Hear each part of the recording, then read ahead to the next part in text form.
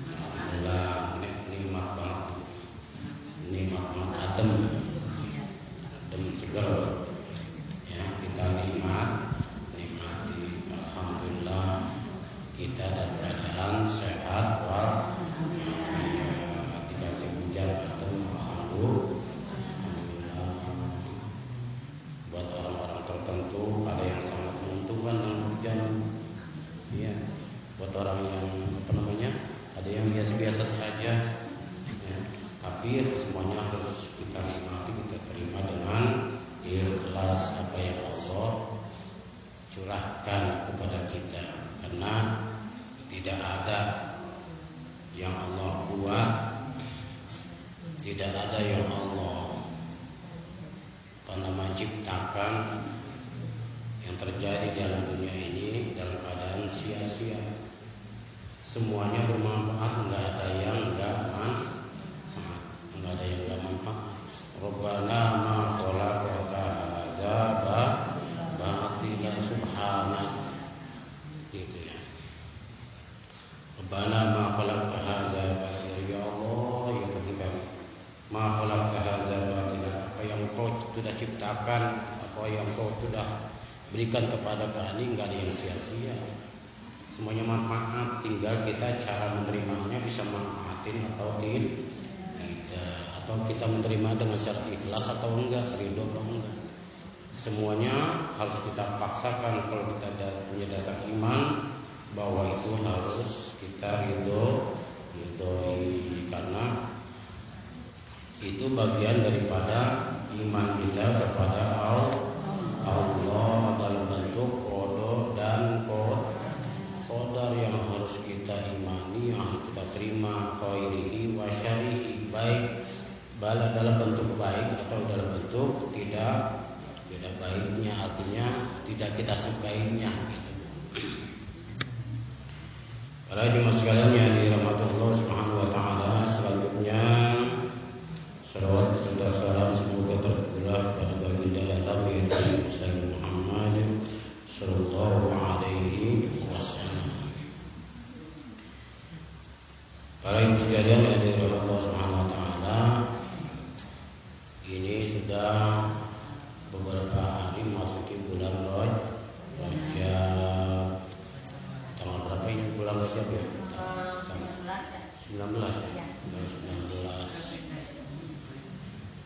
19 Alhamdulillah, di mana bulan Rajab adalah bagian bulan yang diharapkan Allah, bulan yang dimuliakan Allah. Artinya bulan yang betul-betul ketika kita melakukan satu amal yang soleh, amalnya itu dilipat gandakan, berbeda dengan bulan-bulan yang lain. Termasuk yang hadirnya ibu di sini, ya, melangkahkan kaki dengan ucapan Bismillah dari rumah, niat mengaji, itu catatannya luar biasa, dilipat gandakan karena mulianya bulan Rajab. Ibu sebelum ngaji bikin kopi buat suaminya, itu dihitung, ya. Yang biasanya ganjarannya 1, bulan Rajab ganjarannya dilipat gandanya. Pengen kopi nggak Bu? Hah? Apa saya harus nyedot sendiri Pak ya? Bapak. Iya, Masya Allah. Ini kopi pas sampah lain luar biasa. Iya.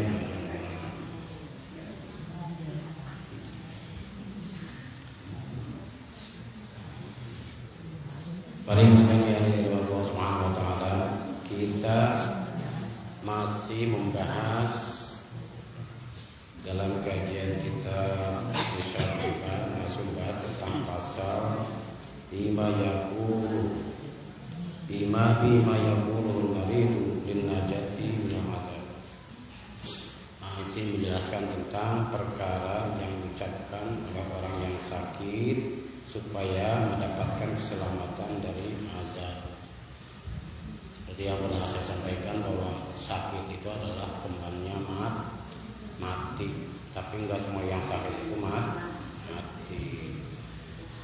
Untuk menyelamatkan ya seorang, baik itu ya sampai mati ataupun tidak, ya, untuk menyelamatkan dirinya untuk betul-betul bisa terampuni segala dosanya melalui sakit itu, ada beberapa ya bacaan-bacaan yang perlu kita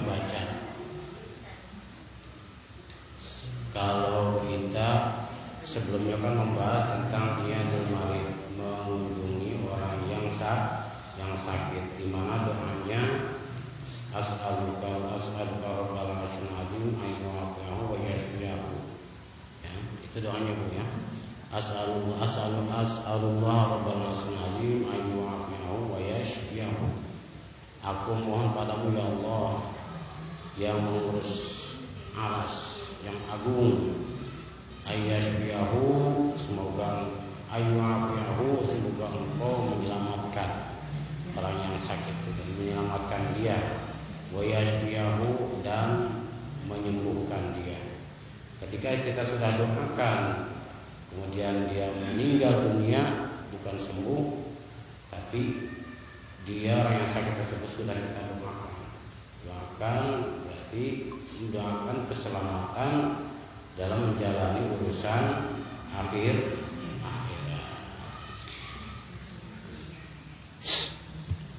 Para ibu sekalian yang dirahmati Allah Subhanahu wa taala, baik kita lanjut seperti yang sudah, yaitu hadis dari Imam Hakim an Sa'd bin Abi Waqqas, ayyuma muslimin qala bi maradihi la ilaha illa anta subhanaka inni kuntu minal zalimin.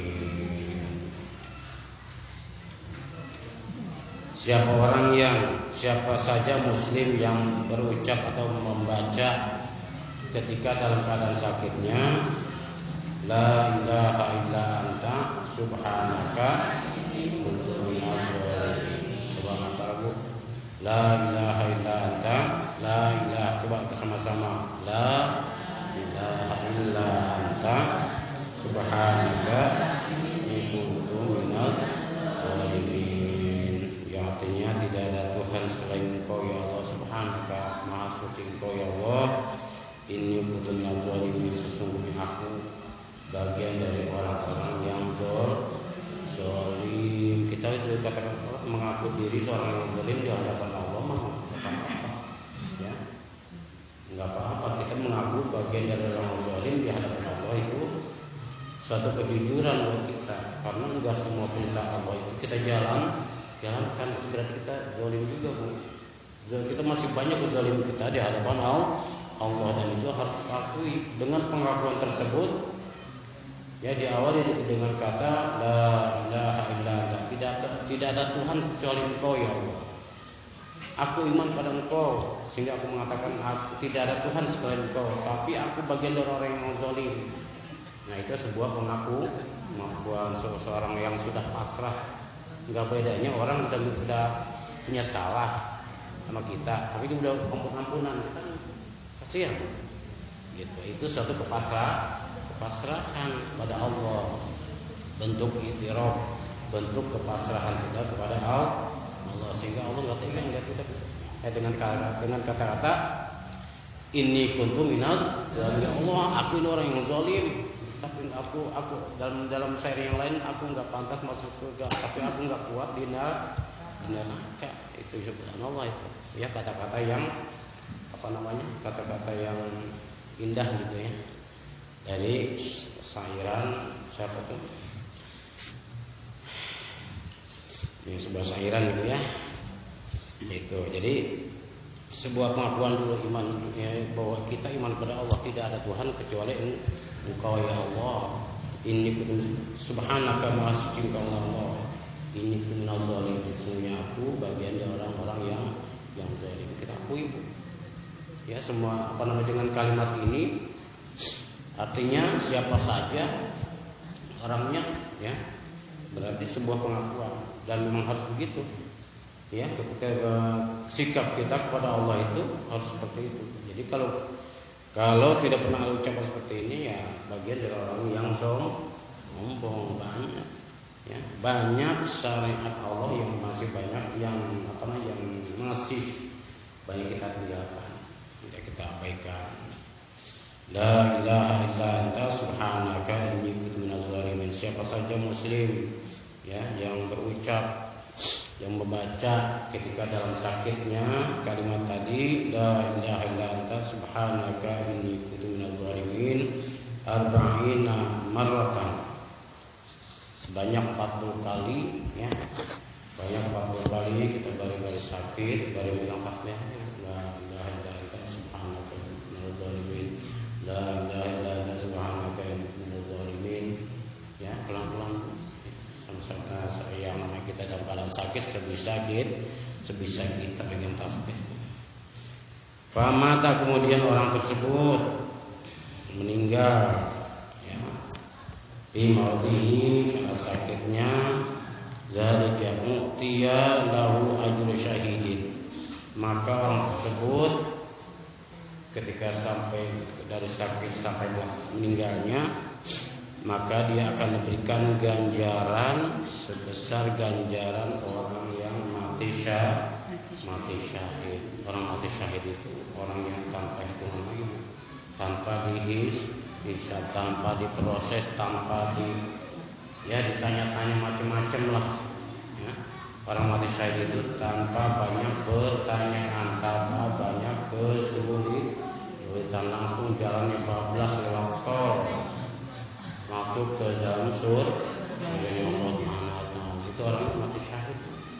Orang mati syahid itu enggak banyak ditanya-tanya. Malaikat semua udah tahu, ya. Malaikat semua tahu orang mati syahid 14 masuk surga.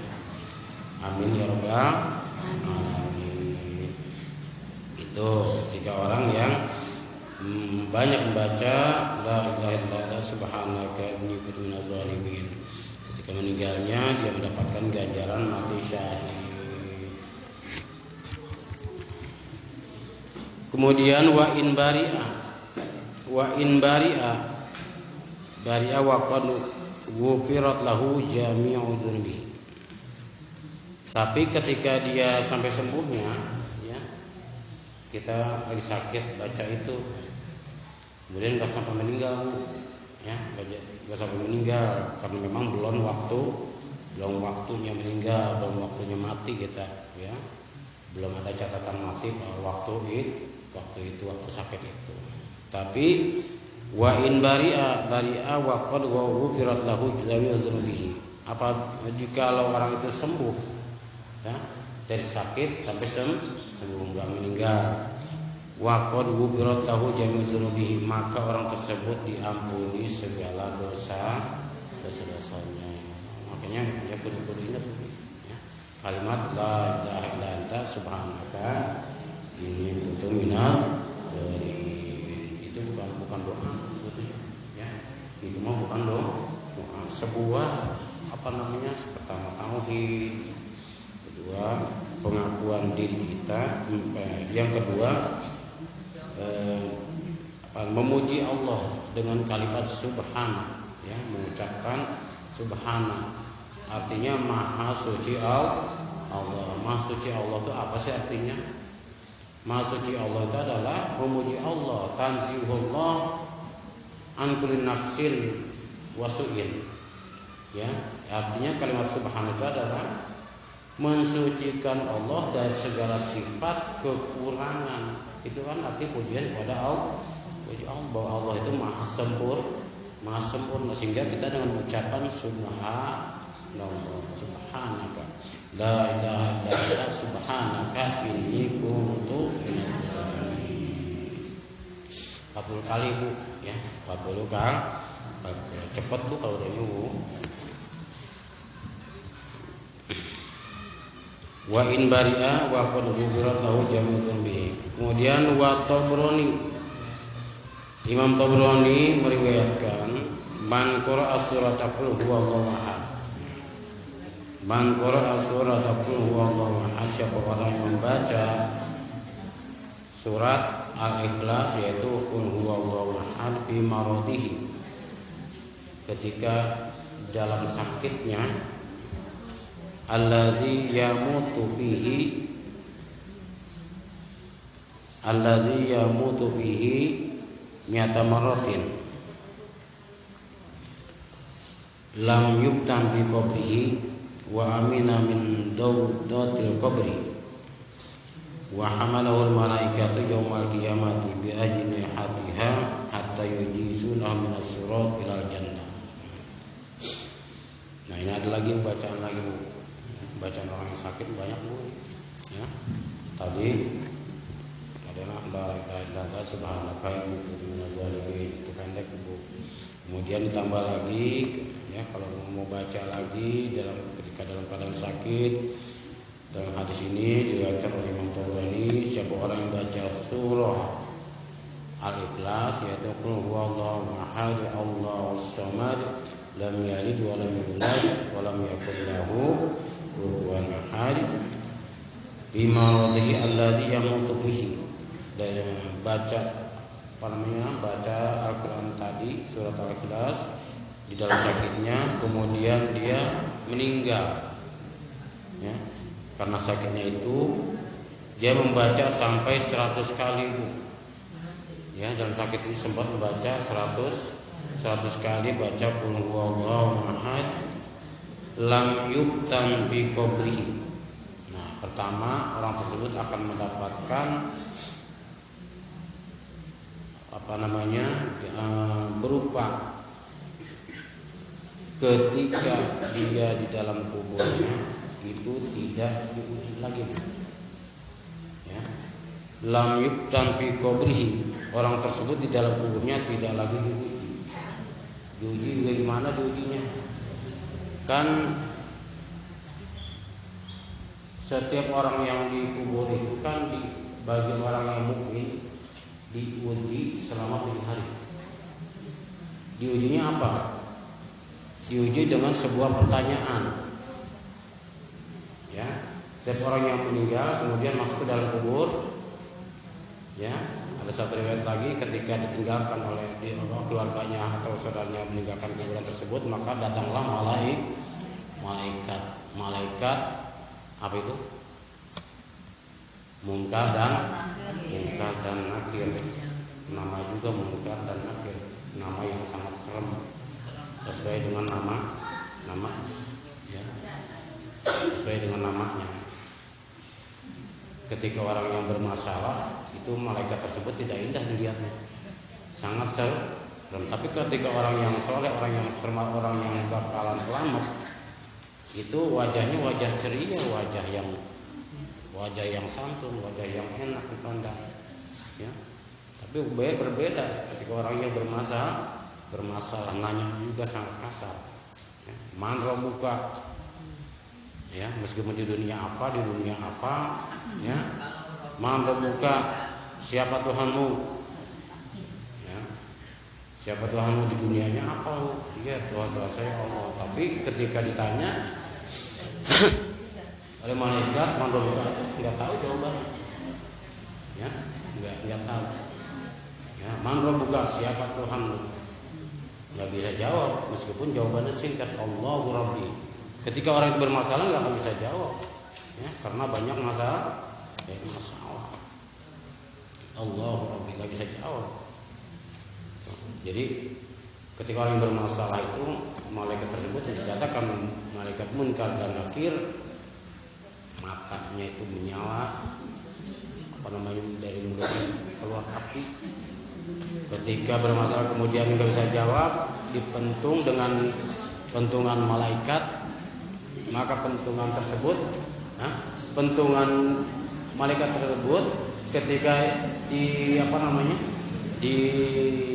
dipukulkan ke gunung, itu gunung pun sampai hancur. Itu dipukulkan ke kita. Pentungan malaikat ketika nanya kita ditanya nggak bisa, udah pentungan tersebut, ya, gambarannya ketika dipukulkan ke sebuah gunung pun akan hancur. Berapa besarnya, berapa panasnya. Itu namanya fitnah di dalam kubur. Lam yubtan fi qabri. Man rabbuka, siapa Tuhanmu, gak akan bisa jawab kalau memang dia bermasalah. Meskipun di dunia dia saya hafalin, man rabbuka, Allah Rabbi, man nabiyuka, Muhammad Nabi, dia hafalin dunia. Tapi dia banyak melakukan maksiat kepada Allah, banyak melanggar aturan-aturan Allah, ingkar kepada Allah, bahkan, ya, berbuat kufur kepada Allah. Tidak akan bisa jawab. Man rabbuka. Dan itu ditanya bagi orang yang mukmin selama 7 hari, ya, selama 7 hari bagi orang yang mukmin. Bagi orang yang munafik itu selama-lamanya ditanya terus dan itu nggak bisa jawab.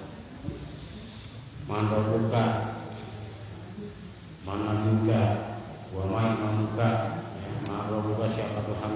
Allah Rabbi, Allah Tuhan. Mana juga siapa nabimu? Muhammadun Nabi Muhammad adalah Nabi. Ma imamuka, siapa imammu? Siapa pedoman apa pedomanmu? Al-Quran wal Quranu imam. Quran adalah imam. Ya. Ketika kita hanya dalam ucapan doang Al-Quran sebagai imam, tapi pada hakikatnya, ya, pada hakikatnya di belakangnya Al-Quran, bahkan tentang Al-Quran, nah itu orang itu akan bisa jawab. Apa imammu? Apa pedomanmu? Ya, nggak mungkin bisa jawab karena di dunianya dia banyak membelakangi syariat agama. Orang yang membelakangi syariat agama sama dengan orang yang membelakangi Al-Quran, nggak akan bisa jawab. Lam yubtan. Nah itu lam yubtan fi ma fi qabrihi. Orang yang baca qul huwallahu ahad, baca surat Al-Ikhlas sampai lengkap, ya. Imaradhi allazi yamutu bihi, kemudian orang itu sampai meninggal mi'ata maratin sebanyak 100 kali, ya, bacanya lam yubtan bi qabrihi, maka orang itu tidak ditanya, enggak perlu juga lagi, langsung aja dia tidur seperti tidurnya pengantin baru. Kalau iya, tidurnya orang pengantin baru kan enggak kerasa, tahu-tahu udah siang itu. Iya, saking bahagianya, Bu. Saking bahagianya orang-orang yang selamat, ya, orang-orang yang selamat, orang banyak amal solehnya masuk ke dalam kuburan, langsung tidur tidurnya seperti tidurnya pengantin baru, enggak kerasa, tahu-tahu udah kiamat. Tahu-tahu udah kiamat.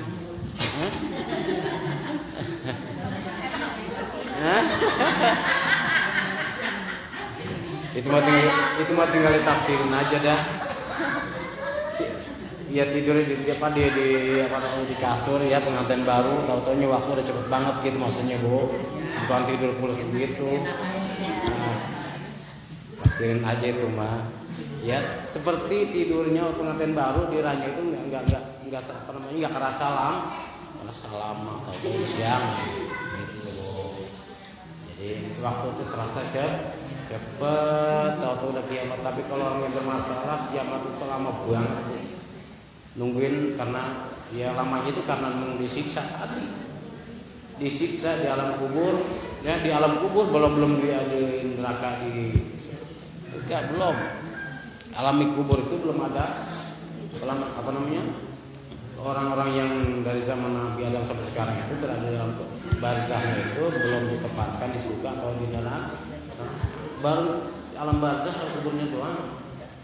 Baru sedang menjalankan ujian dari Allah. Tadi diuji dulu, pertanyaan ada yang udah selesai, ada yang belum.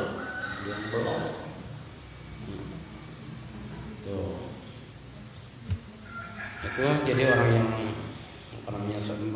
yang selamat itu ya sebentar, menunggu kiamat itu sebentar banget. Seperti pengantin baru di kamar tidurnya sebentar nih.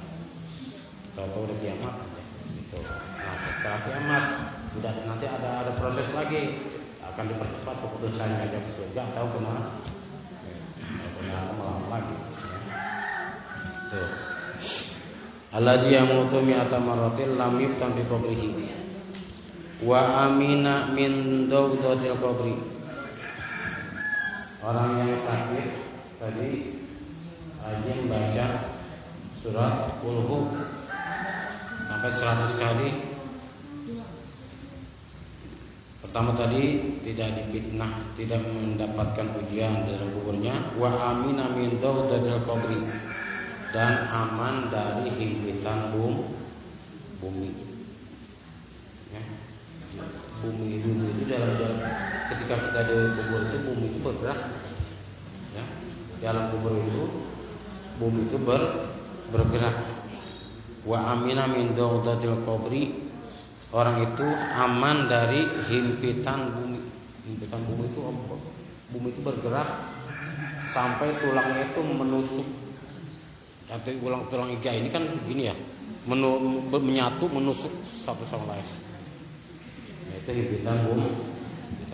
Wa amina min dawdatil qabri, aman dari himpitan di alam kubur. Kemudian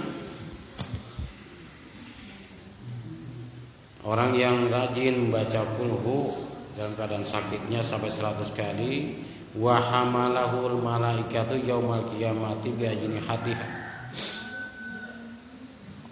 yaitu ketika orang itu sakit sampai meninggalnya, ya, nanti malaikat akan membawanya di hari kiamat nanti bi ajnihatiha, dengan jang-jangnya. Jadi nanti kan ada proses dikumpulkan dalam mahsyar. Di alam mahsyar itu manusia itu dikumpulkan dari zaman Nabi Adam sampai terakhirnya orang, ya, sampai kiamat dikumpulkan semua. Dikumpulkan semuanya dalam keadaan matahari pun sangat dekat, ya, matahari sangat dekat. Masing-masing orang membawa dirinya sendiri, nggak bisa menolong orang lain, nggak bisa. Masing-masing membawa menyelamatkan dirinya sendiri, dikumpulkan di alam mahsyar dengan matahari dengan jaraknya sangat dekat sehingga orang itu mandi air keringat saking panas. Wa hamalul malaikatu yaumal qiyamati, dan nanti malaikat akan membawanya ketika orang sakit membaca qul tadi sampai 100 punya meninggal. Nantinya malaikat akan membawanya dari kiamat nanti dengan jang-jangnya. Kita dibawa oleh malaikat. Ya ini ada dengan jang-jangnya hatta yujizunahu. Di alam mahsyar dikumpulkan untuk menuju mizan hisab. Mizan itu adalah timbangan amal, ya. Mizan itu adalah timbangan amal. Kita usia 70, usia 100, ditimbang tuh banyak amal baik dan amal buruk. Ketika anjlok amal lebih berat amal buruknya, maka anjlok timbangan tersebut wadahnya itu ke neraka. Kemudian ketika berat amal solehnya, maka orang itu jatuh ke dalam surga. Mizan itu betul-betul, ya, seperti timbangannya, ya, timbangan seperti biasa, ya. Cuman wadahnya itu wadahnya itu luar biasa, bukan wadah seperti timbangan yang kita pakai. Nah itu wa hamal malaikatu yaumal qiyamati bi ajnihatiha hatta yujizunahu. Untuk menuju ke alam surga itu kan menjembatani jembatan Siratal Mustaqim. Yang ada satu riwayat keterangan meriwayatkan jembatannya itu, ya, sekecil bagaikan rambut geblak, segede apa bu? Ya, rambut geblak tuh segede apa? Iya, jangankan rambut geblak itu kita tampang aja enggak meledat, enggak bisa untuk menuju surga. Ya. Tapi ketika orang yang mulus dan selamat, ya rambut geblak itu juga seperti kilat. Seperti kilat, menolong seperti kilat. Itu yang mudah-mudahan kita termasuk orang yang selamat dalam menjembatani jembatan Siratal Mustaqim sampailah ke surganya Allah Subhanahu wa taala. Amin ya rabbal alamin. Nah, ini orang yang sering membaca qul huwallahu ahad dalam keadaan sakitnya, malaikat akan membawa, ya, di jembatan Siratal Mustaqim akan membawa orang tersebut hatta yujizunahu minas sirat, sehingga orang tersebut melewati jembatan Siratal Mustaqim, dibawa oleh malaikat. Jalan sendiri bu, jalan sendiri, masya Allah capek bro. Itu hatta yujizunahu minas surat, sehingga malaikat itu membawa kita melewati jembatan Siratal Mustaqim ilal jannah, menuju surganya Allah Subhanahu wa taala. Mudah-mudahan ya, mudah-mudahan kita ya sakitnya kita apapun bentuk sakitnya sebagai pengukur dosa, dan ya semoga kita bisa mengamalkannya apa yang tadi disampaikan. Tadi pertama, la ilaha illa anta subhanaka inni kuntu minadh dhalimin. Berapa kali Bu? 40 kali. 40 kali. Ya, apapun sakitnya Bu. Kan kalau orang sakit sampai meninggal itu nggak mesti berat sakitnya. Orang ya, nggak mesti berat. Ketika kita sakit baca aja. Ya, baca. Orang yang meninggal itu kadang-kadang nggak mesti sakit. Dan kadang sakitnya itu ada yang sakit ringan, ada yang sakit berat. Ya, kita baca aja. Ya. Kita baca terus. Kemudian yang kedua, kita bukan kedua ini sebetulnya. Yang kesekian lah, ya dalam keadaan sakit kita membaca rajin-rajin baca surat Qul huwallahu ahad Allahu samad sebanyak 100. Mudah-mudahan kita termasuk orang yang selamat. Demikian yang dapat kami sampaikan.